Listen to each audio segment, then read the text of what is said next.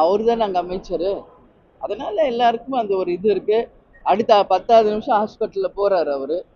அந்த கூட்டத்துல இருந்து வெளியே வர்றதுக்கே எப்படி 1 மணி நேரம் அவங்க யாரா இருந்தாலும். அதனால தான் எல்லாருக்குமே இது என்ன, இது பின்னாடி ஏதாவது பிளான் இருக்கான்ற மாதிரி எல்லாருமே அங்க பேசுறாங்க. அந்த ஸ்பாட்லயே இதை தான் எல்லாரும் பேசுறாங்க. அதுக்கு தான் நான் சொல்றது, இதுக்கு அன்னைக்கு விளக்கத்தை தர வேண்டியது அரசாங்கம்.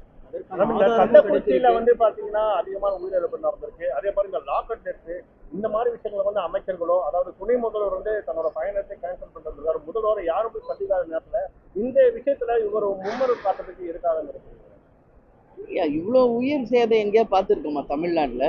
இன்னைக்கு எல்லா அரசியல் கட்சியும் தான் இன்னைக்கு வந்து மாநாடுகள் நடத்துகிறோம், பொதுக்கூட்டம் நடக்கிறோம், எல்லாமே பண்ணுறோம். ஆனால் 41 உயிர் இன்னைக்கு ஒரு அரசியல் கட்சி மீட்டிங்கில் இவ்வளோ பெரிய உயிர் சேதம் இதான் ஃபர்ஸ்ட் டைம் தமிழ்நாடுல நடக்குது.